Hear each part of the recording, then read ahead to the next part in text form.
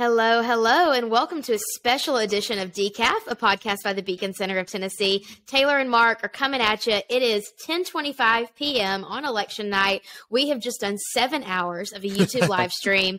I did not think I was going to make it all 7 hours. I didn't think I was going to have this much energy, but that's what happens when you drink a cup of coffee at 8 o'clock at night and you are 4'11".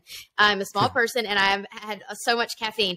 But Mark, we're both looking a little tired, but feeling a little tired, but we're also feeling energized because we got to, so exciting, Justin texted from the Yes on One, Amendment 1 victory party and we were able to declare victory on Amendment 1 in Tennessee, which is the right to work amendment, enshrining right to work in the Tennessee state constitution. That is our biggest and most exciting news of the night. Mark, tell us about it. Tell us about the fight for this and how great this is for Tennessee. Yeah, I mean, Beacon Impact was responsible for kind of getting on the ballot in the first place. You know, Beacon Impact worked. We educated on the right to work. We explained what it was, and we talked about the need to put it in the Constitution because it's such a big part of what makes Tennessee so successful. And, you know, whether people have to pay union dues or not and are forced to join a union or not. And it was such an important issue. You know, we had to barely pass through the legislature, which you need 2/3 majority to do, to get on the ballot. And, you know, tonight is a great night because it's like 3 years in the making that Beacon worked on this. And Justin personally was on the Yes on One committee, our CEO, and this is just such a gigantic win. And not only is it a great win, it's going to be a blowout. It's going to win by a lot, and it really shows that, you know, on a night when, you know, I'd say right-leaning people had a really bad night overall. Things went really well in Tennessee for people who believe in freedom, who believe in right to work. And I mean, we've seen other results like Governor Lee is going to win by a lot. But the Yes on One passing is such great news. It's a testament to what we've done at Beacon Impact, Beacon Center, and then Justin with Yes on One. So it's just a really exciting night. And, you know, again, on a night where things did not go super well for right of center people, this was one just gigantic win that everyone in Tennessee should be celebrating. Yeah, let's touch on that very briefly. I don't want to talk about it too much, but people were anticipating a red wave, potentially a red tsunami across the United States with Senate elections. Historically, in midterm elections, the sitting president, the first midterm election after he is elected, there is a massive swing in the legislative branch in Congress to the party that is not his party. That did not happen tonight. Now, there are still a few things that are up in the air.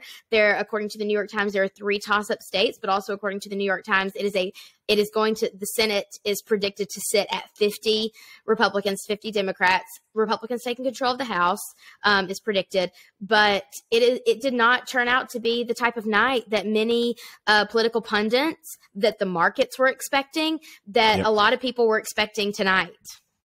Yeah, it did not. I mean, really, when you look at what happened, it was governorships, it was Senate seats. I mean, it ended up being kind of a neutral environment where both sides kind of won the states that you kind of expect them to win in a normal year. A lot of the states that, you know, Republicans had their eyes on to potentially take, they did not. Most of the toss-up states, I mean, I think when you talk about some of the positives for Republicans, you know, Florida was kind of number one outside of Tennessee, where Ron DeSantis won by huge margins. Marco Rubio won by huge margins. They picked up House seats. There's a couple other, you know, kind of contested Senate seats they won. They won North Carolina. Ted Budd won. A big win for J.D. Vance in Ohio. It looks like Ron Johnson's on pace to win Wisconsin. So there was some good wins there. Sean Patrick Maloney's in big trouble, which would be a huge win for Republicans. But outside of that, there just isn't a lot of positive things there where, you know, the Democrats won a lot of toss-up states. They look good right now in Arizona. Again, things can change. We're doing this at 10:25. I don't know what's going to happen tomorrow, but they look good in places like Arizona. They look good in places like New Hampshire where they won big.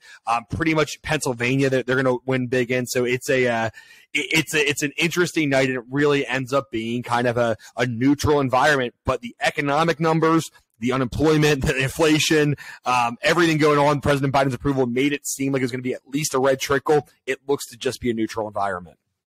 Yeah, so I think we want to keep this short and sweet. This is just a special edition just to fill y'all in. But Mark, be thinking about it while I give mine. My top takeaways of the night are, I have a few things. One, how did marketing of candidates play into this? How did Dobbs affect this? How did the economy affect this? How did each of these things affect voters who are motivated by each thing? Number two, voter turnout.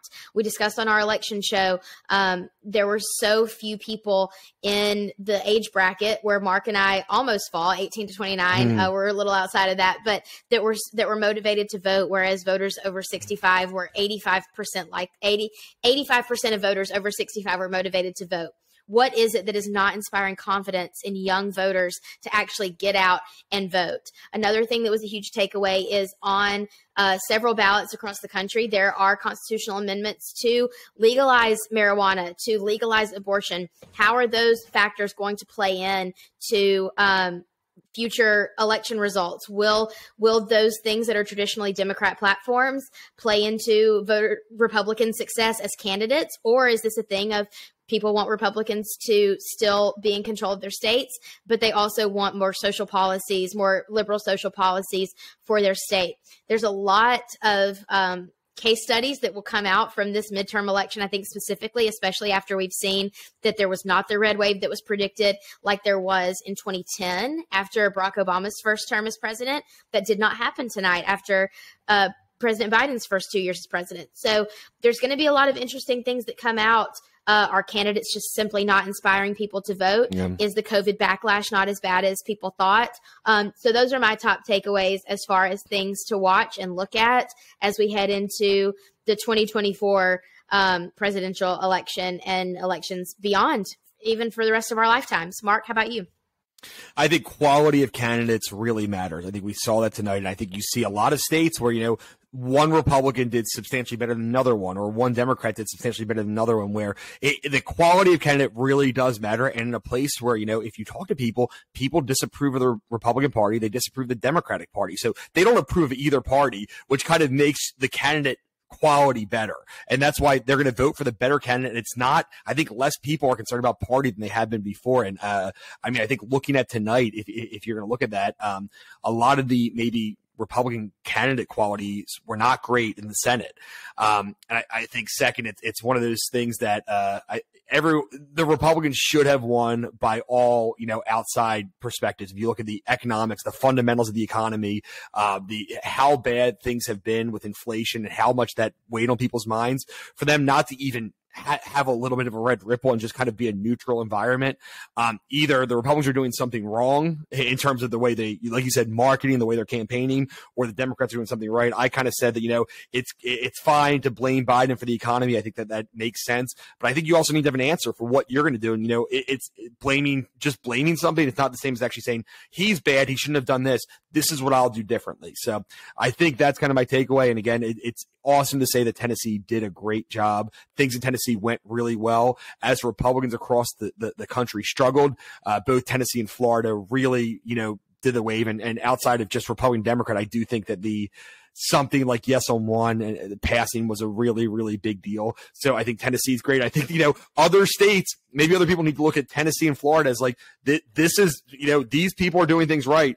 If I'm a Republican, these are the try to campaigns I want to emulate, not the ones that lost.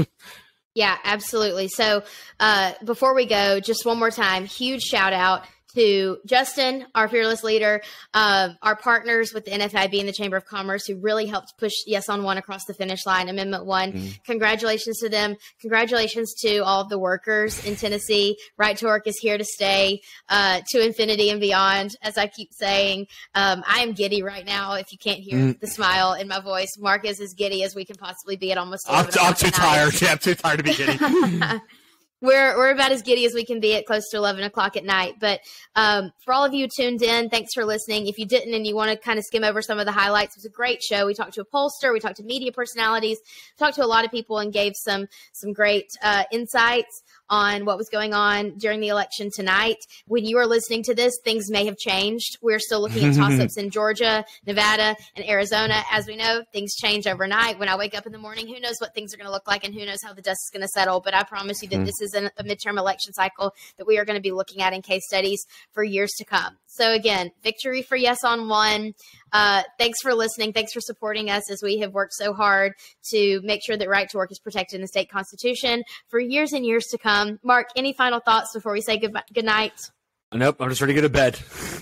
All right. Well, let's get Mark to bed. Thanks for listening to Decaf. Be sure to subscribe on Spotify and Apple Podcasts. Again, this is a special election edition of Decaf.